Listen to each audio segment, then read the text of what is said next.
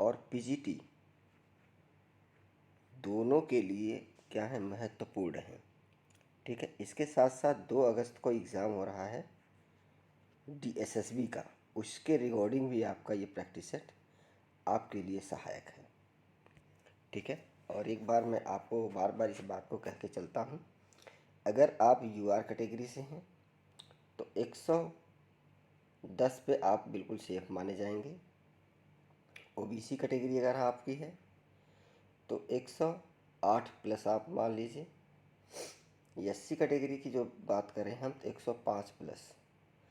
तो इस रेंज में जो अभ्यर्थी आएंगे, अगर एसटी की बात करें, हम एसटी वालों की बात कर लेते हैं तो ये 100 प्लस। इतना अगर आपने क्वेश्चन सही कर लिया 125 में से, कितने में से, 125 क्वेश्चन में से अगर आपके इतने क्वेश्चन सही होते हैं तो आपकी नौकरी 100% पक्की है, इसमें कोई डाउट नहीं है। तो चलिए स्टार्ट करते हैं प्रैक्टिस सेट नंबर 3।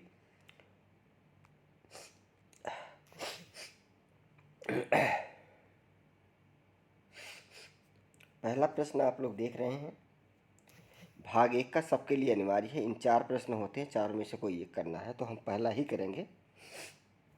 सिंधु घाटी सभ्यता में चन्हुअधड़ो नामक स्थल की खुदाई से निम्नलिखित में से कौन जुड़े थे? दयाराम साहिनी, रखालदास बनर्जी, अर्नेस्ट मैके, आरसी मजूमदार। ये प्रश्न हमेशा किसी न किसी परीक्षा में आता ही रहता है। तो ये कौन जुड़े थे, आपको ये बताना है।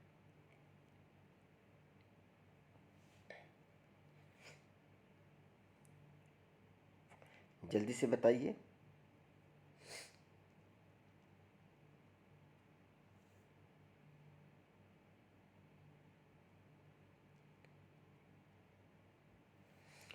इसके हैं आपके अर्नेस्ट, आप लोग ध्यान से देख लीजिए, अर्नेस्ट मैके। कौन है? अर्नेस्ट मैके हैं इसके। ठीक है, पंजाब प्रांत है। पंजाब प्रांत में मोहनजोदड़ो से 80 मील दूर, मतलब 80 मील दूर था ये। 1931 में 1931 में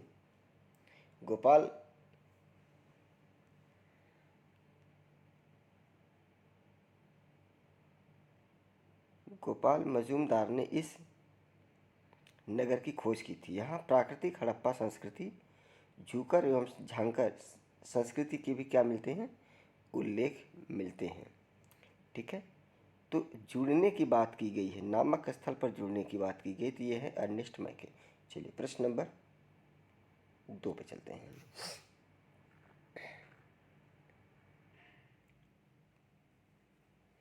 प्रश्न नंबर 2 है आपका, सिंधु घाटी सभ्यता के महत्वपूर्ण स्थल कालीबंगा का संबंध किस राज्य से है? पंजाब से, राजस्थान से, गुजरात से, उत्तर प्रदेश से। तो किससे है? पंजाब से है। किससे है? पंजाब से। जैसा कि पहला प्रश्न जो था इससे ही रिलेटेड था, इसके बारे में मैंने आपको बता दिया। कहाँ से है ये रिलेटेड? पंजाब से रिलेटेड है। प्रश्न नंबर 3 पे देख लीजिए, पंजाब के मांटगोमरी स्थित हड़प्पा की पहचान हरियूपिया से की गई, जिसका उल्लेख निम्नलिखित किस ग्रंथ में है? ऋग्वेद, आरण्यक, उपनिषद एंड अर्थवेद। प्रश्न नंबर 3 का किस में है? इसका ऋग्वेद में है। किस में है? ऋग्वेद में। तो चलिए प्रश्न नंबर हम 4 की तरफ बढ़ते हैं।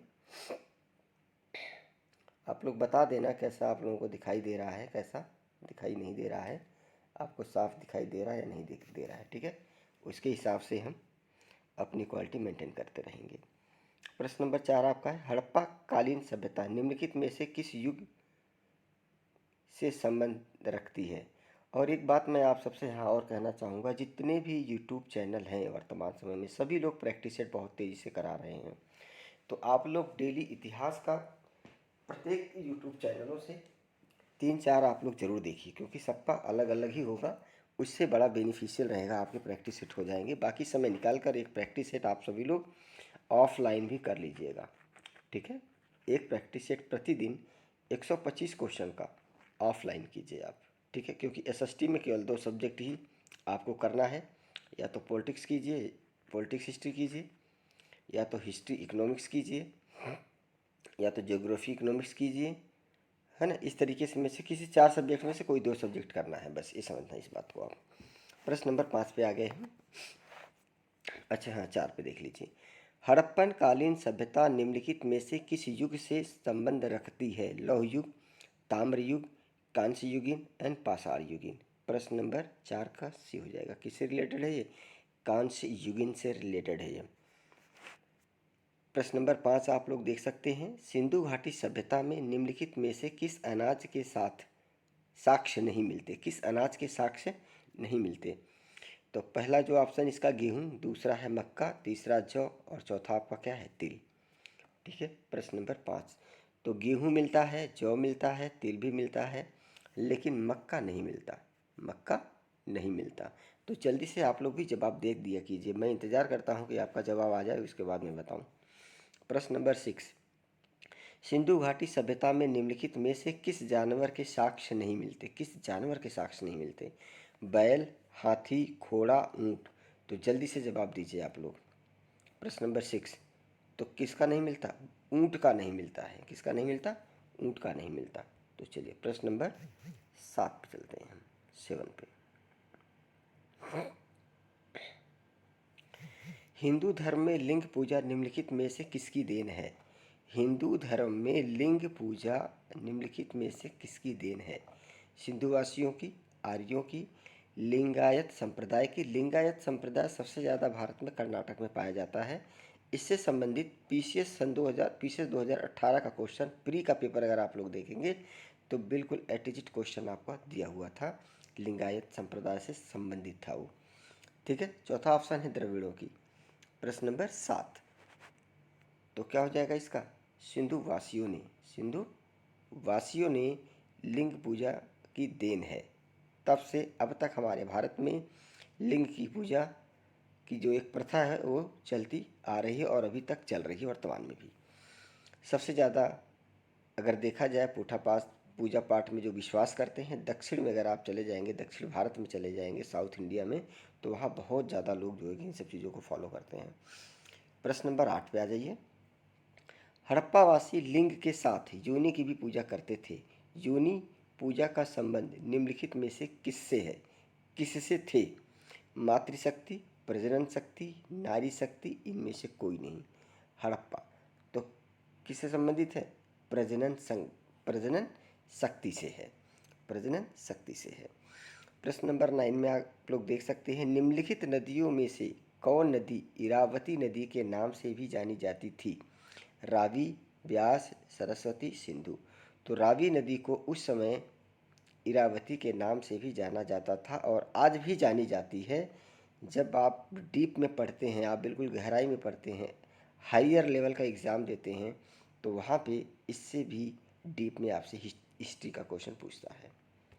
ठीक है, तो प्रश्न नंबर हम आते हैं 10 पे। ईमानदारी से कीजिए, सबको सफलता मिलेगी। जितने लोग भी मेरे चैनल पर देखेंगे, रिजल्ट आने के बाद उनमें से 90% लोगों का चयन हो जाएगा। ठीक है। संत सिंधव अर्थात 7 नदियों का देश का वर्णन किस ग्रंथ में है? ऋग्वेद, यजुर्वेद, शतपथ एंड आर्णयक। प्रश्न नंबर 10 का तो किस में है? ऋग्वेद में है। किस में है? ऋग्वेद में है। किस में है? ऋग्वेद में। 2-3 बार रिपीट जरूर कीजिए, रिपीट करने से आपके दिमाग में क्वेश्चन जगह बनाएगा। ठीक है, प्रश्न नंबर 11। वैदिक काल में वर्णित पंथ जन से संबंधित निम्नलिखित में से कौन सा जन नहीं था? अनु, यदु, पुरु, भरत। अनु, यदु, पुरु, भरत। प्रश्न नंबर 11 का क्या था? भरत। ठीक है, प्रश्न नंबर 11 का क्या था? भरत। अच्छा, कई लोग मेरे को व्हाट्सएप किए थे, मैं आप लोगों को यहाँ पे बताना चाहता हूँ कि मतलब मैंने कल से ही शुरू किया है कि सर आप हिस्ट्री और पॉलिटिक्स साइंस क्यों कराना चाहते हैं। तो मैं आप सबको ये बता देना चाहता हूँ, मैंने ग्रेजुएशन में हिस्ट्री लिया था और उसके बाद सिविक्स था हमारा और फिर था हिंदी। ठीक है, तो ये हमारे 3 सब्जेक्ट थे। तो जिसका आपको अच्छे से ज्ञान होता है उसी का ही आपको दूसरों को ज्ञान देना चाहिए, मेरा ऐसा मानना है। तो मुझे इतिहास और पॉलिटिक्स के बारे में अच्छी जानकारी है, तो मैं इसलिए आप लोगों को इसको पहले करा रहा हूँ। बाकी ऑनलाइन पीडीएफ के माध्यम से किसी भी सब्जेक्ट का कराया जा सकता है, लेकिन आप उसको एक्सप्लेन नहीं कर पाएंगे ज़रूरत पड़ने पे। तो जब आपको डीप नॉलेज होगी तो आप जब किसी को ये क्वेश्चन आएगा तो उसके बारे में आप एक्सप्लेन अच्छे से कर पाते हैं। ठीक है, समझ रहे हैं ना आप लोग इस बात को।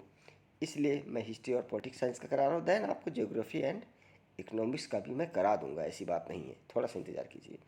चलिए अगले प्रश्न की तरफ बढ़ते हैं। प्रश्न नंबर 12, अनेक जनों के बीच होने वाले युद्धों में दशराज युद्ध का विजेता कौन था? ये क्वेश्चन सन 2000 आईएएस के एग्ज़ाम में आया था। आईएएस हिस्ट्री जिन्हें उस समय लिया था, क्योंकि उस समय एक सब्जेक्ट का एग्ज़ाम होता था, जैसे अभी आपका एप्टीट्यूड और जीएस का होता है। उस समय जीएस का और हिस्ट्री का अलग अलग होता था इस तरीके से। तो उस समय ये क्वेश्चन बिल्कुल एटीजिट पूछा गया था, क्योंकि मैंने आईएएस 2010 का परीक्षा दिया था, तो इसलिए मुझे अभी भी याद है। तो अनेक जनों के बीच होने वाले युद्धों में दशराज्य युद्ध का विजेता कौन था? सुदास, वशिष्ठ, भरत एंड अत्रि। प्रश्न नंबर 12, तो कौन थे? सुदास थे। वैदिक काल में कुल प्रधान क्या कहलाता था? विस्पति, ग्रामीण, कुलुप या पुरोहित? ठीक है, प्रश्न नंबर 13 का, तो क्या कहलाते थे वो? कुलुप कहलाते थे। ठीक है, क्या कहलाते थे? कुलुप कहलाते थे। तो आपके इस पेज पे 13 प्रश्न मैंने आपको करा दिए। अब हम आगे बढ़ते हैं। ठीक है, आप लोग बता देना कि आप लोग साफ दिखाई दे रहा है कि नहीं दे रहा है। ठीक है, क्योंकि अगर आपको साफ नहीं दिखाई देगा तो फिर मेरी मेहनत बेकार है। प्रश्न नंबर 14, वैदिक काल में गोप्ता शब्द का प्रयोग किसके लिए हुआ है? राजा, पुरोहित, सेनापति, परिवार का मुखिया। वैदिक काल में गोप्ता शब्द का प्रयोग किसके लिए हुआ है? राजा, पुरोहित, सेनापति, परिवार का मुखिया। प्रश्न नंबर 14 का जवाब आप सबको देना है, जल्दी से दीजिए। तो प्रश्न किसके लिए हुआ है? राजा के लिए हुआ है। किसके लिए हुआ है? राजा के लिए। वैदिक काल में अपने कबीले का जो सैन्य नेतृत्व करता था वो राजा को जन कहते थे, या गोप्ता या गोप्त जनस्य कहा जाता था। गोप्ता जनस्य मैं लिख देता हूँ, गोप्ता जनस्य भी कहा जाता था। ठीक है, गोप्ता जनस्य भी कहा जाता था, और इनको जन भी कहा जाता था। जन किसको कहा जाता था? राजा को जन कहा जाता था। चलिए प्रश्न नंबर 15 पे, राजा सुदास का पुरोहित कौन था?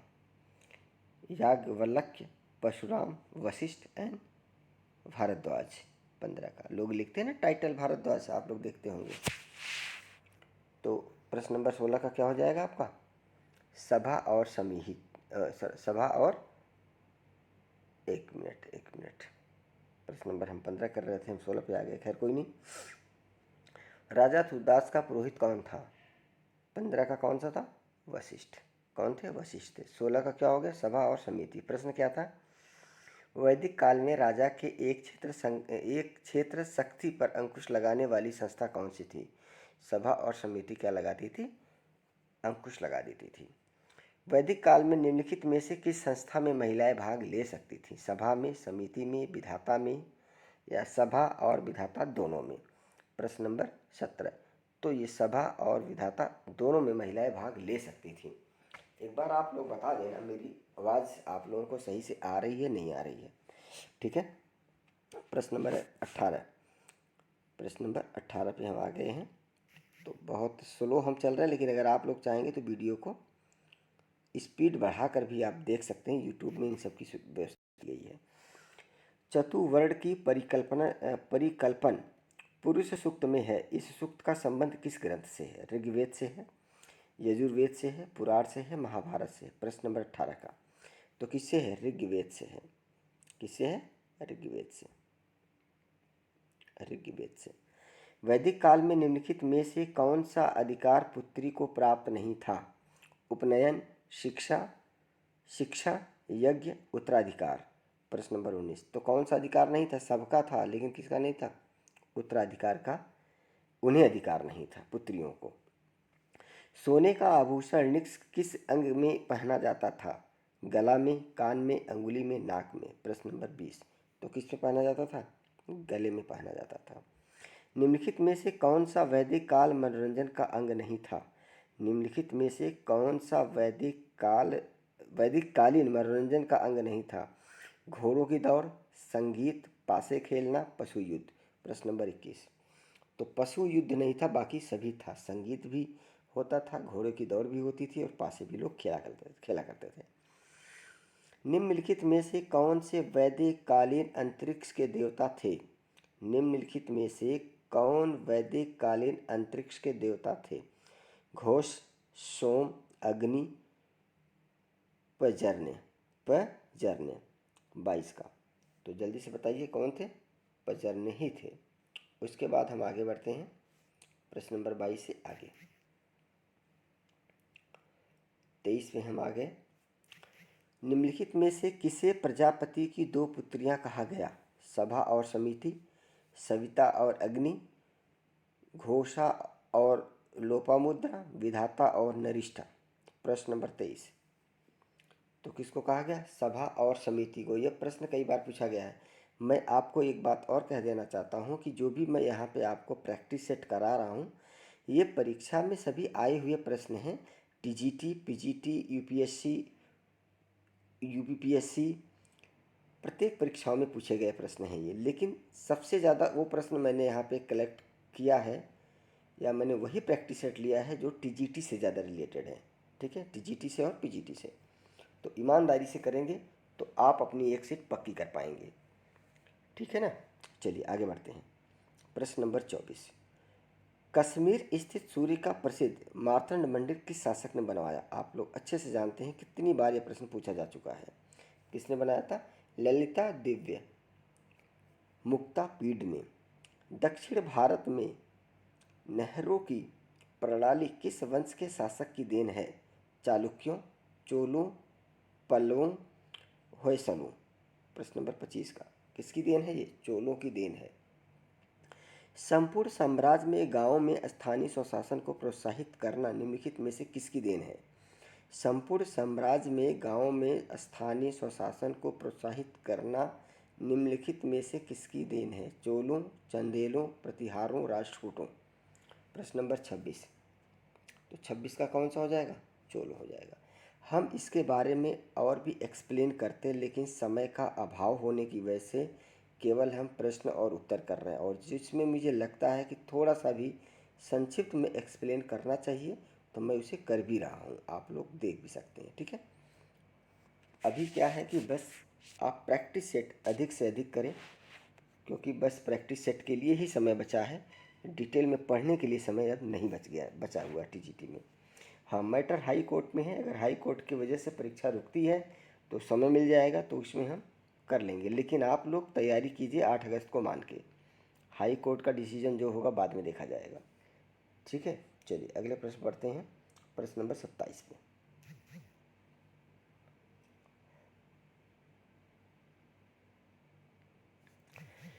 चोल प्रशासन में मंडलम के उप विभाग को क्या कहा जाता था? चोल प्रशासन में मंडलम के उप विभाग को क्या कहा जाता था? कोट्टम, नाडु, कुर्रम, इनमें से कोई नहीं। तो क्या कहा जाता था? कोट्टम कहा जाता था। बौद्ध विचारक वसुमित्र और अश्वघोष किस सम्राट के दरबारी थे? अशोक के, कनिष्क के, हुविक्स के, चंद्रगुप्त के। प्रश्न नंबर 28 का क्या था? कनिष्क। विक्रमशिला विश्वविद्यालय का संस्थापक कौन था? विक्रमशिला विश्वविद्यालय का संस्थापक कौन था? धर्मपाल, कुमारपाल, कुमारगुप्त, दीपंकर। प्रश्न नंबर 29 का। तो कौन था? धर्मपाल था। धर्मपाल ने विक्रमशिला विश्वविद्यालय की स्थापना की थी।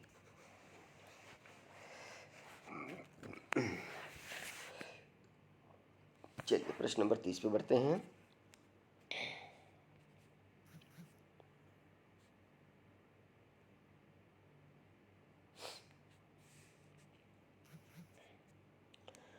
राजपूतों की उत्पत्ति शक, कुषाण आदि के मिश्रण से हुई है, इस विचार के प्रतिपादक हैं।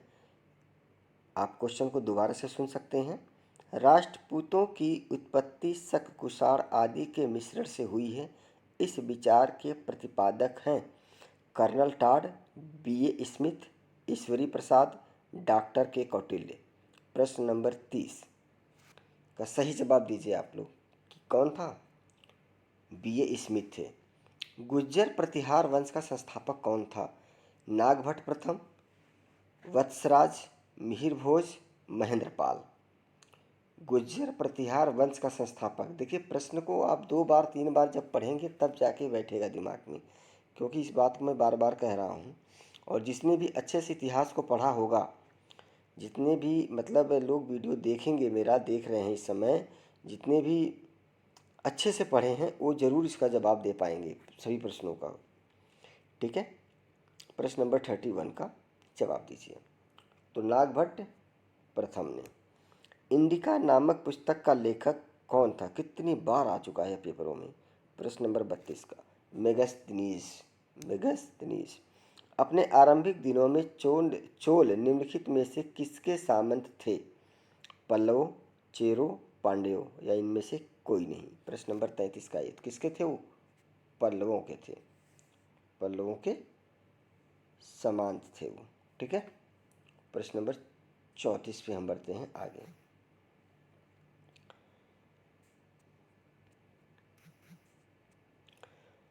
चेर शासकों को राजकीय चिन्ह क्या था। चेर शासकों का राजकीय चिन्ह क्या था। बाघ, धनुष, मुरुगन, नाव। 34 का क्या था, धनुष। हुड़ वंश का संस्थापक तोरमाड़ ने अपनी राजधानी कहाँ बनाई थी।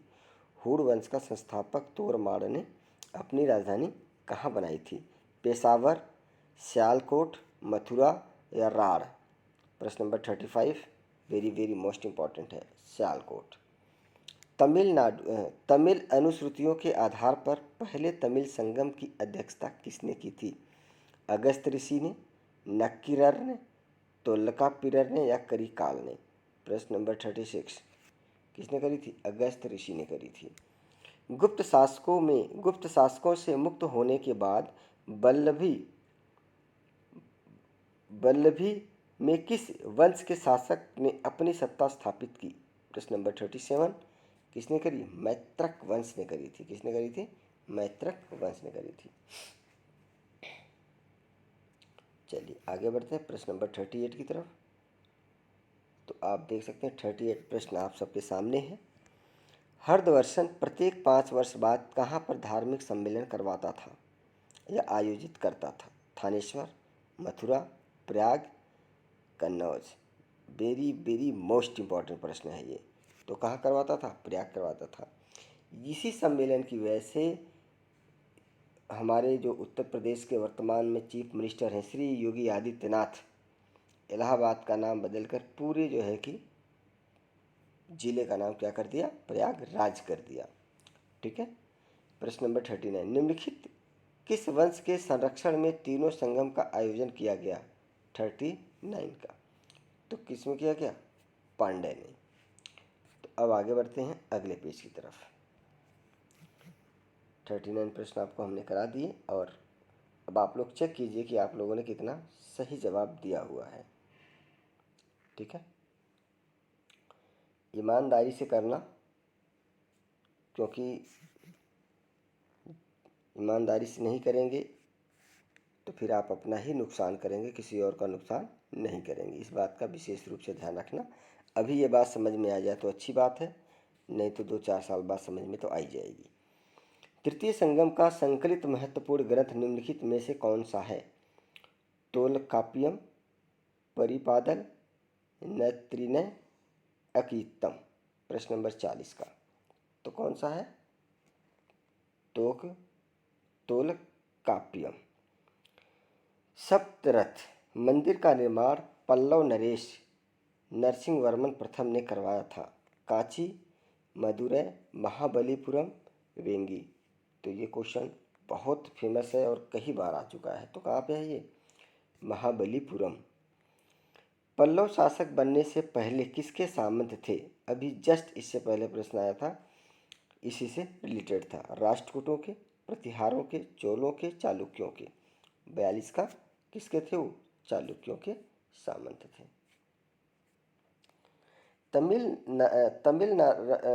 तमिल रामायण के रचनाकार कंबन निम्नलिखित किस शासक के समकालीन थे। ठीक है, किस शासक के समकालीन थे? कुलोत्तुंग तृतीय, राजेंद्र द्वितीय, राजेंद्र प्रथम, राजराज प्रथम।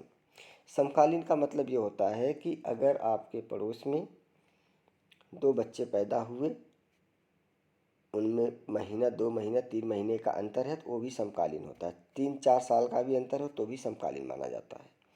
ठीक है, तो ये आपको बताना है प्रश्न नंबर 43 का आंसर। तो जल्दी से बता दीजिए, कुलोत्तुंग तृतीय थे। चलिए उसके बाद बढ़ते हैं प्रश्न नंबर 44 की तरफ। मत विलास प्रहसन नामक ग्रंथ की रचना किस पल्लव नरेश ने की थी? नरसिंह वर्मन ने, सिंह विष्णु ने, महेंद्र वर्मन फर्स्ट ने, महेंद्र वर्मन सेकंड ने। ठीक है, तो किसने करी थी ये बता दीजिए, जल्दी से बताइए। 44 का सी। कांची के कैलाशनाथ मंदिर का निर्माण किस पल्लव नरेश ने करवाया था? महेंद्र वर्मन प्रथम ने, महेंद्र वर्मन तृतीय ने, नरसिंह वर्मन प्रथम ने, नरसिंह वर्मन द्वितीय ने।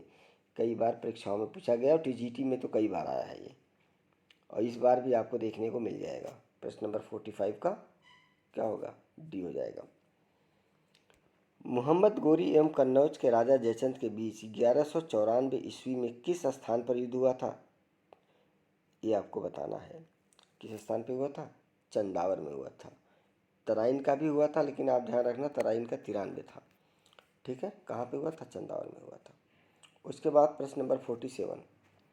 दिल्ली सल्तनत का पहला सुल्तान जिसने अस्थाई सेना की नींव रखी, वेरी वेरी मोस्ट इम्पॉर्टेंट है ये, और इसी के तर्ज पर आज हमारे भारत में सेंट्रल जो हमारे भारत में आर्मी है इसी के तर्ज पे है, अलाउद्दीन खिलजी।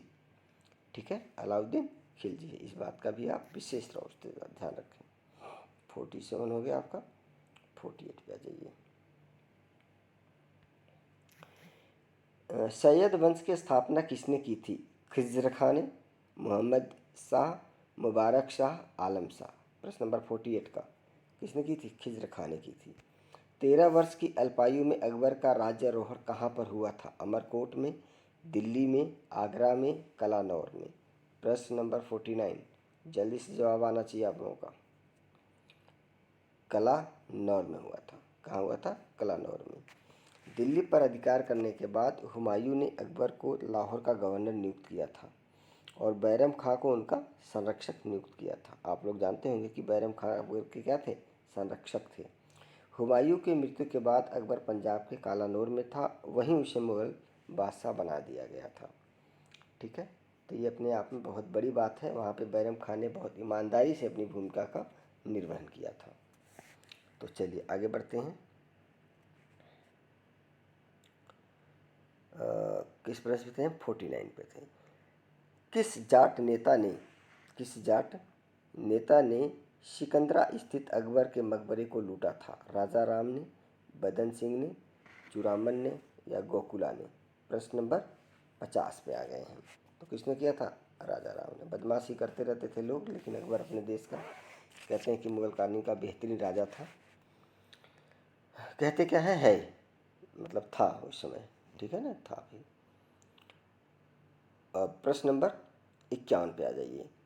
शाहजहां ने किस दरबारी संगीतकार को गुड़ समुंदर की उपाधि दी थी?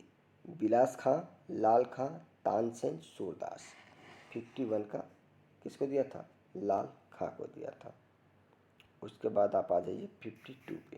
तो 52 आपका कहाँ मिलेगा? आगे मिलेगा ऊपर। चलिए आप लोग बताइएगा, साफ दिखाई दे रहा नहीं दिखाई दे रहा, क्योंकि फिर मेरी मेहनत बेकार चली जाएगी। बहुत मुश्किल से बनाया जाता है, रिकॉर्ड किया जाता है वीडियो। ठीक है, मेहनत करनी पड़ती है, प्रश्नों को सारे पढ़ने पड़ते हैं, समझना पड़ता है, उसके बाद फिर आप लोगों को करा रहा हूँ मैं। मुगल काल में करोड़ी नामक अधिकारी की नियुक्ति किस बादशाह ने की थी? अकबर ने, शाहजहां ने, जहांगीर ने, औरंगजेब ने? प्रश्न नंबर 52 का जल्दी से जवाब आना चाहिए। किसने किया था? अकबर ने किया था। ठीक है, अकबर ने कर वसूली के लिए करोड़ी नामक अधिकारी की नियुक्ति की थी। कर वसूल की उनको क्या काम, उनका क्या काम था? कर वसूलने का काम था। ठीक है, और इनको जो है कि आमिल भी कहा जाता था, इन्हें आमिल भी कहा जाता था, इस बात का विशेष तौर से ध्यान रखना। ठीक है, क्या कहा जाता था? आमिल भी कहा जाता था। प्रश्न नंबर 53, दाग ओ मल्लही प्रथा का तात्पर्य क्या था? सैनिकों का हुलिया लिखना, घोड़ों को दागने की प्रथा, सैन्य वेतन का निर्धारण, उपयुक्त तीनों। प्रश्न नंबर 53 का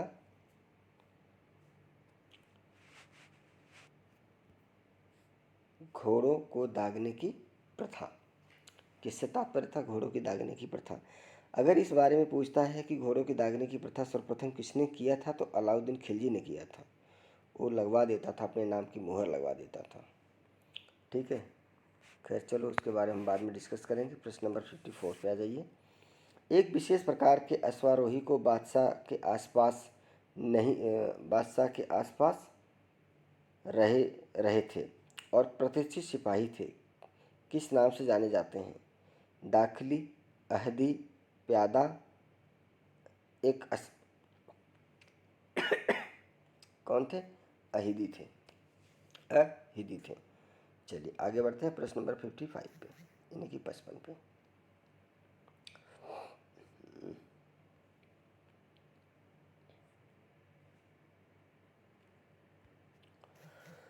निम्नलिखित में से किस अधिकारी की उपाधि नाजिम थी? सूबेदार की, फौजदार की, दीवान की, कोतवाल की? 55 का किसकी थी? सूबेदार की थी। अकबर ने एक वर्गाकार चांदी का सिक्का चलवाया जिसका नाम था जलाली। जिसका नाम क्या था? जलाली। हुमायूं नामा नामक पुस्तक किस लेखिका ने लिखी थी? गुलबदन बेगम, सलीमा सुल्तान, नूरजहां, जहां आरा? तो ये फेमस प्रश्न है, सभी लोग जानते हैं किसने लिखी थी? गुलबदन बेगम ने लिखी थी।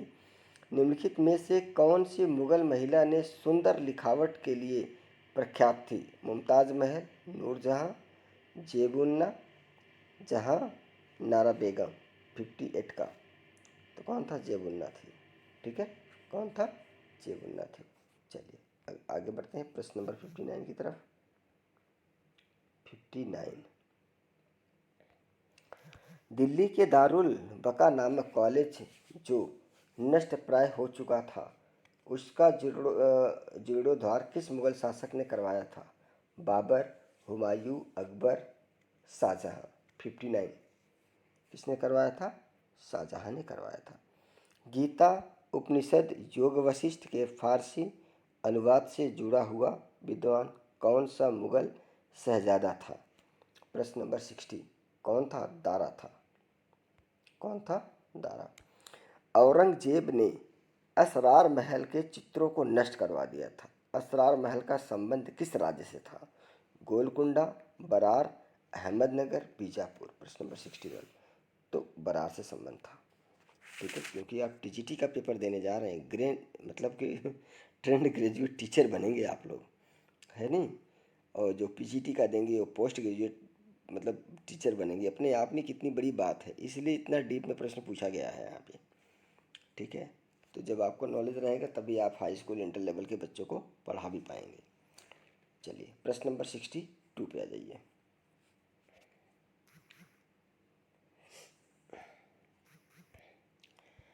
अकबर के दरबार का प्रसिद्ध ग्रंथकार जिसे जरील कलम की उपाधि मिली थी कौन था?